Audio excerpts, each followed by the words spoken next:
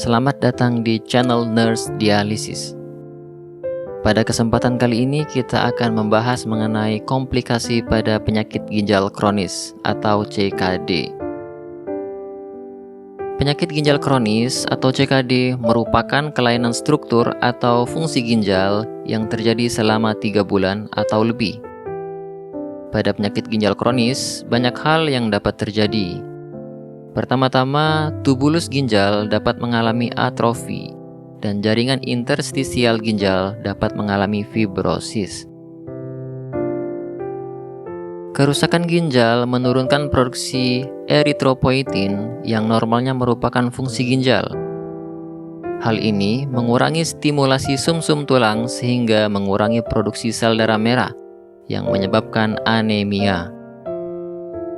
Kedua, penumpukan zat beracun seperti urea, guanidin, dan indoksil sulfat merupakan kerusakan toksik yang mengurangi kelangsungan hidup sel darah merah sehingga menyebabkan anemia.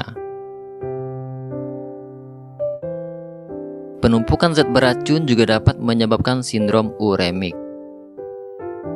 Ketiga, ginjal juga bertanggung jawab untuk mengubah kalsidiol menjadi kalsitriol. Penyakit ginjal akan mengurangi proses konversi kalsidiol menjadi kalsitriol oleh ginjal. Berkurangnya kadar kalsitriol dalam darah akan menyebabkan berkurangnya penyerapan kalsium dari usus halus, sehingga menyebabkan hipokalsemia. Hipokalsemia atau berkurangnya konsentrasi kalsium dalam darah akan mengurangi penghambatan pelepasan hormon paratiroid.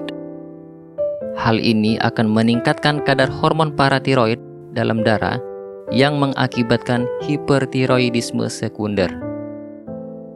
Dan karena hormon paratiroid secara normal berfungsi untuk meningkatkan reabsorpsi kalsium dari tulang ke dalam darah, peningkatan kadar hormon paratiroid secara patologis akan merusak tulang yang mengakibatkan gangguan mineral dan tulang pada penyakit ginjal kronis atau istilahnya CKD-MBD. Keempat, penurunan laju filtrasi glomerulus pada penyakit ginjal kronis menyebabkan berbagai komplikasi. Penurunan laju filtrasi mengurangi ekskresi fosfat oleh ginjal sehingga meningkatkan kadar fosfat yang tetap berada dalam aliran darah sehingga mengakibatkan hiperfosfatemia. Dan pada kondisi ini, lebih banyak fosfat serum akan berikatan dengan kalsium terionisasi dalam darah, yang selanjutnya akan mengurangi kadar kalsium dalam darah, sehingga meningkatkan kadar hormon paratiroid dan berkontribusi terhadap gangguan mineral dan tulang pada penyakit ginjal kronis.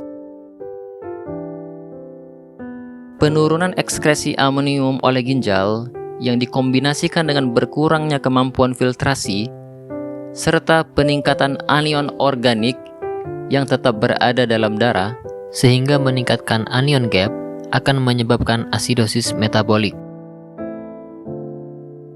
Penurunan ekskresi garam dan air melalui ginjal akan mengakibatkan peningkatan cairan ekstraseluler yang menyebabkan kelebihan volume sistemik sehingga mengakibatkan hipertensi dan pitting edema.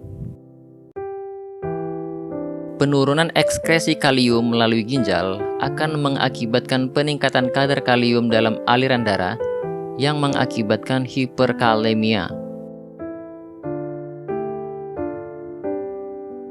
Kelima, penyakit ginjal kronis juga meningkatkan kalsifikasi vaskular dan menyebabkan disfungsi endotel seperti perubahan permeabilitas pembuluh darah, perubahan respon pembekuan terhadap peradangan, dan mekanisme lainnya.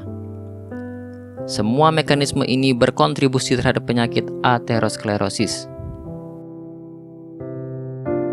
Terakhir, penyakit ginjal kronis akan mengurangi aktivitas lipoprotein lipase, apolipoprotein A1, dan lecitin kolesterol asiltransferase melalui mekanisme kompleks yang menyebabkan berkurangnya pembersihan lipoprotein dari darah yang selanjutnya berkontribusi terhadap dislipidemia yang terdiri dari peningkatan kadar LDL, penurunan kadar HDL, dan peningkatan kadar trigliserida.